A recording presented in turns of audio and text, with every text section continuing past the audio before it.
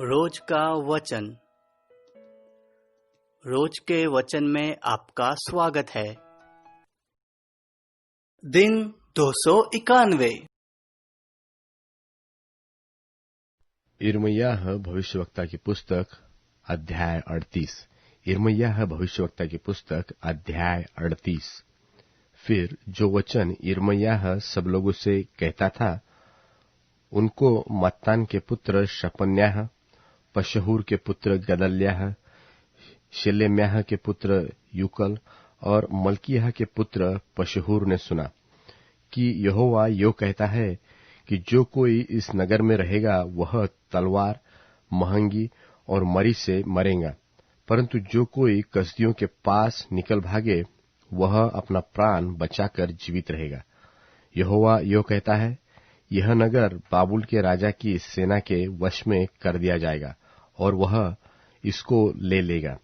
इसलिए उन हाकिमों ने राजा से कहा कि उस पुरुष को मरवा डाल, क्योंकि वह जो इस नगर में बचे हुए योद्धाओं और अन्य सब लोगों में ऐसे ऐसे वचन कहता है जिससे उनके हाथ पांव ढीले हो जाते हैं, क्योंकि वह पुरुष इस प्रजा के लोगों की भलाई नहीं वरन बुराई ही चाहता है। सिदकिय्याह राजा ने कहा, सुनो, वह तो तुम्हारे वश में है, क्योंकि ऐसा नहीं हो सकता कि राजा तुम्हारे विरुद्ध कुछ कर सके। तब उन्होंने यिर्मयाह को लेकर राजपुत्र मल्किय्याह के उस गड्ढे में जो पहरे के आंगन में था रस्सियों से उतार कर डाल दिया, और उस गड्ढे में पानी नहीं केवल दलदल था, और यिर्मयाह कीचड़ में धंस गया। उस समय राजा बिन्यामीन के फाटक के पास बैठा था। सो जब एबेदमेलेक कुशी ने जो राजभवन में एक खोजा था सुना कि उन्होंने यिर्मयाह को गड्ढे में डाल दिया है, तब एबेदमेलेक राजभवन से निकलकर राजा से कहने लगा, हे मेरे स्वामी, हे राजा, उन लोगों ने यिर्मयाह भविष्यवक्ता से जो कुछ किया है वह बुरा है, क्योंकि उन्होंने उसको गड्ढे में डाल दिया है। वहां वह भूख से मर जाएगा, क्योंकि नगर में कुछ रोटी नहीं है। तब राजा ने एबेदमेलेक कुशी को यह आज्ञा दी कि यहां से 30 पुरुष लेकर यिर्मयाह भविष्यवक्ता को मरने से पहले गड्ढे में से निकाल। सो एबेदमेलेक उतने पुरुषों को साथ लेकर राजभवन के भंडार के तलघर में गया, और वहां से फटे पुराने कपड़े और चिथड़े लेकर यिर्मयाह के पास उस गड्ढे में रस्सियों से उतार दिए। और एबेदमेलेक कुशी ने यिर्मयाह से कहा, ये पुराने कपड़े और चिथड़े कपड़े अपनी काखों में रस्सियों के नीचे रख ले। सो यिर्मयाह ने वैसा ही किया। तब उन्होंने यिर्मयाह को रस्सियों से खींचकर गड्ढे में से निकाला, और यिर्मयाह पहरे के आंगन में रहने लगा। सिदकिय्याह राजा ने यिर्मयाह भविष्यवक्ता को यहोवा के भवन के तीसरे द्वार में अपने पास बुलवा भेजा, और राजा ने यिर्मयाह से कहा, मैं तुझसे एक बात पूछता हूं, तुझसे कुछ न छिपा।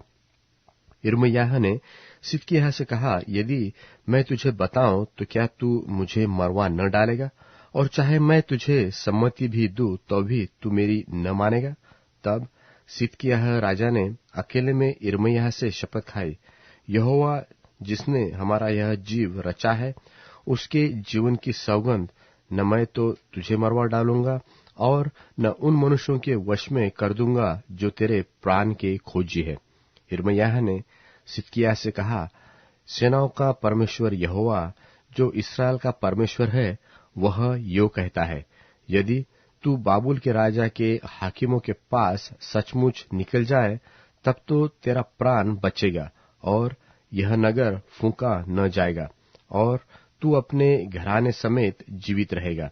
परंतु यदि तू बाबुल के राजा के हाकिमों के पास न निकल जाए तो यह नगर कसदियों के वश में कर दिया जाएगा, और वे इसे फूंक देंगे और तू उनके हाथ से न बच सकेगा।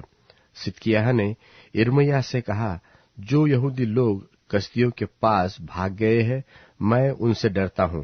ऐसा न हो कि मैं उनके वश में कर दिया जाऊं और वे तुझसे ठट्टा करे। यिर्मयाह ने कहा, तू उनके वश में न कर दिया जाएगा। जो कुछ मैं तुझसे कहता हूं उसे यहोवा की बात समझकर मान ले, तब तेरा भला होगा और तेरा प्राण बचेगा।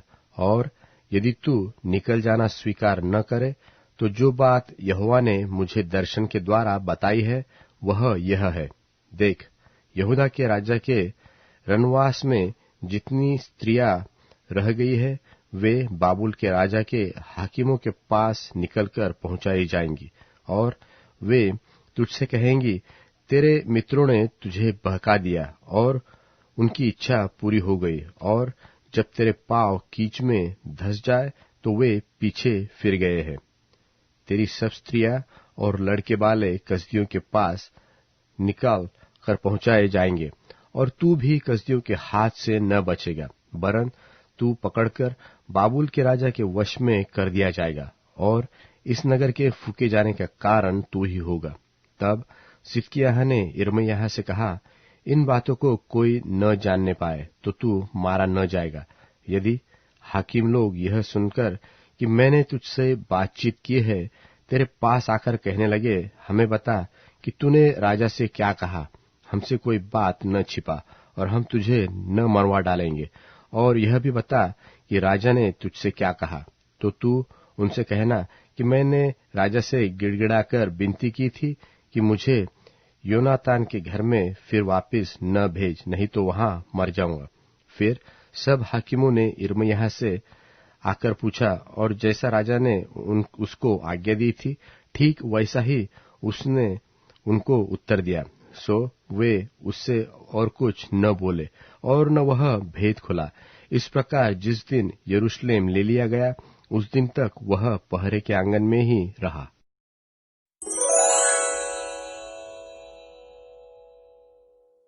यिर्मयाह भविष्यवक्ता की पुस्तक अध्याय 39। यिर्मयाह भविष्यवक्ता की पुस्तक अध्याय 39।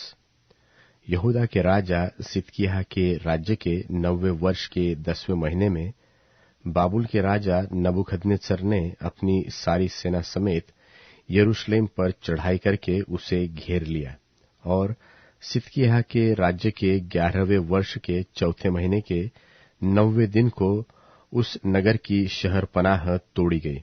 सो जब यरूशलेम ले लिया गया तब नेर्गल सरेसेर और समगर्नबो और खोजों का प्रधान सरसकीम और मगों का प्रधान नेर्गल सरेसेर आदि बाबुल के राजा के सब हाकिम बीच के फाटक में प्रवेश करके बैठ गए।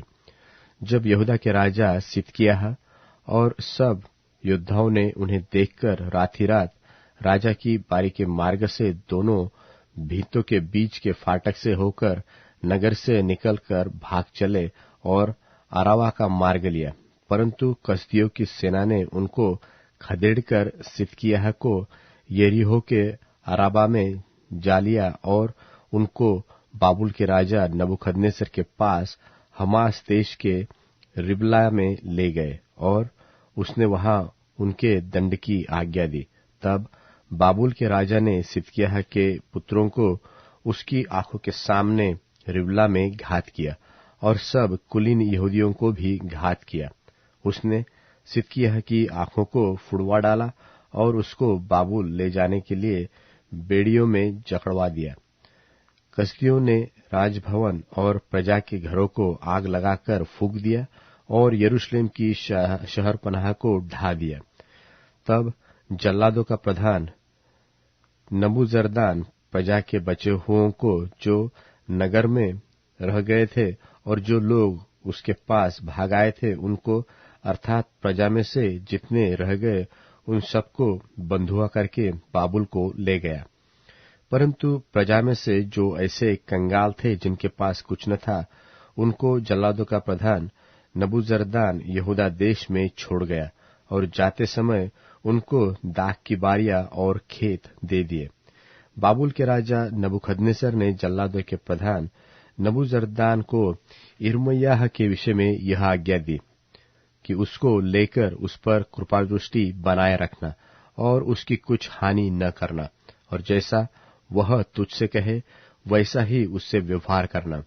सो जल्लादों के प्रधान नबूजरदान और खोजों के प्रधान नबूजरबान और मंगों के प्रधान नेर्गल सरेसेर और ज्योतिषियों के सरदार और बाबुल के राजा के सब प्रधानों ने लोगों को भेजकर यिर्मयाह को पहरे के आंगन में बुलवा लिया और गदल्याह को, जो अहीकाम का पुत्र और शापान का पोता था, सौंप दिया कि वह उसे घर पहुंचाए।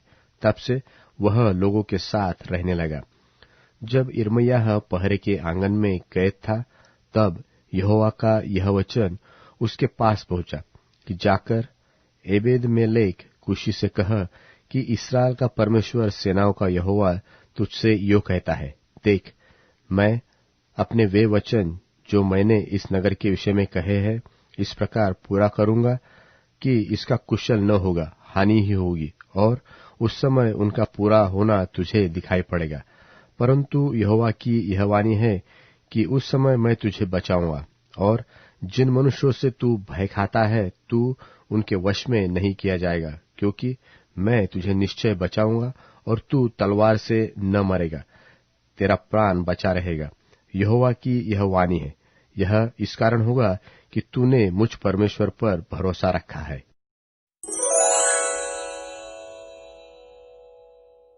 यिर्मयाह भविष्यवक्ता की पुस्तक अध्याय 40। यिर्मयाह भविष्यवक्ता की पुस्तक अध्याय 40। जब जल्लादों के प्रधान नबूजरदान ने यिर्मयाह को रामा में उन सब यरूशलेमी और यहूदी बंधुओं के बीच हथकड़ियों से बंधा हुआ पाकर, जो बाबुल जाने को थे, छुड़ा लिया। उसके बाद यहोवा का वचन उसके पास पहुंचा। जल्लादों के प्रधान नबूजरदान ने यिर्मयाह को उस समय उसके पास बुला लिया और कहा, इस स्थान पर यह जो विपत्ति पड़ी है वह तेरे परमेश्वर यहोवा की कही हुई थी, और जैसा यहोवा ने कहा था वैसा ही उसने पूरा भी किया है।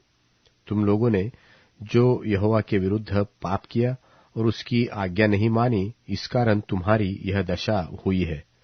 अब मैं तेरी इन हथकड़ियों को काटे देता हूं, और यदि मेरे संग बाबुल में जाना तुझे अच्छा लगे तो चल, वहां मैं तुझ पर कृपादृष्टि रखूंगा, और यदि मेरे संग बाबुल जाना तुझे न भाए तो यही रह जा।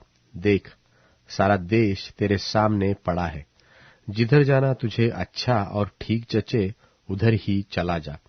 वह वही था कि नबूजरदान ने फिर उससे कहा, गदल्याह जो अहीकाम का पुत्र और शापान का पोता है, जिसको बाबुल के राजा ने यहूदा के नगरों पर अधिकारी ठहराया है, उसके पास लौट जा और उसके संग लोगों के बीच रह।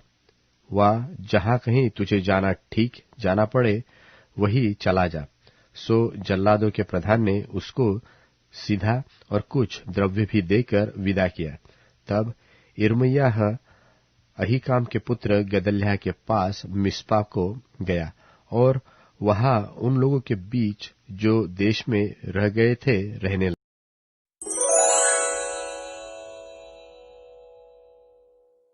पहला तीमुथियुस अध्याय 3। यह बात सच है कि जो देखरेख करने वाला बनना चाहता है वह भले काम की इच्छा करता है। इसलिए चाहिए कि देखरेख करने वाला आरोप मुक्त और एक ही पत्नी का पति, संयमी, सुशील, सभ्य, मेहमान नवाजी करने वाला और सिखाने में निपुण हो। शराबी या मारपीट करने वाला न हो, पैसों का लोभी न हो, बल्कि कोमल स्वभाव का हो। वह झगड़ालू और लालची भी न हो। वह अपने घर का अच्छा इंतजाम करता हो और उसके बच्चे पूरी अधीनता के साथ उसका आदर करते हों। जब कोई अपने ही घर का प्रबंध करना न जानता हो तो परमेश्वर की कलीसिया की देखभाल कैसे करेगा? दूसरी बात यह है कि देखरेख करने वाला नया शिष्य न हो। ऐसा न हो कि घमंड से भरकर शैतान के समान सजा पाए। बाहर वालों के बीच उसकी गवाही अच्छी हो। ऐसा न हो कि निंदित होकर शैतान के फंदे में फंस जाए। वैसे ही सेवकों को भी सम्माननीय होना चाहिए। वे दो रंगी, शराबी, और पैसों के लालची न हों, लेकिन विश्वास के भेद को शुद्ध विवेक से संभालें। इन्हें भी पहले परखा जाए, उसके बाद यदि निर्दोष निकलें तो सेवक का काम करें। इसी प्रकार से उनकी पत्नियों को भी आदरणीय होना चाहिए, निंदा करने वाली नहीं, परंतु संयमी और सब बातों में विश्वास योग्य हों।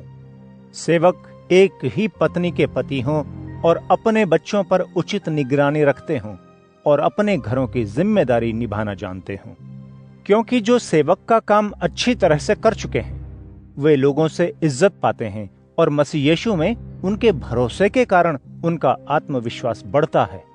मैं तुम्हारे पास जल्दी आने की आशा रखने पर भी ये बातें तुम्हें इसलिए लिखता हूं कि अगर मेरे आने में देर हो तो तुम जान लो कि परमेश्वर के घर में जो जीवित परमेश्वर की कलीसिया है और सत्य का खंबा और नींव है, उसमें कैसा व्यवहार करना चाहिए। इसमें कोई शक नहीं कि खरे जीवन का भेद गंभीर है, अर्थात परमेश्वर जो देह में आए, उनके वायदे पवित्र आत्मा के द्वारा सच ठहरे, स्वर्गदूतों को दिखाई दिए, गैर यहूदियों में उनका संदेश सुनाया गया, दुनिया में उन पर विश्वास किया गया और महिमा में ऊपर उठाए गए।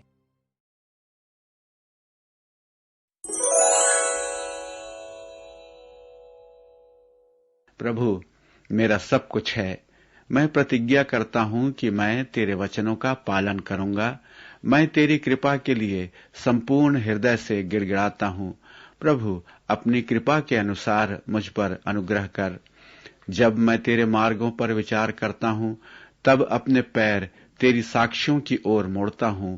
मैं विलंब नहीं करता, वरन तेरी आज्ञा पालन के लिए शीघ्रता करता हूं।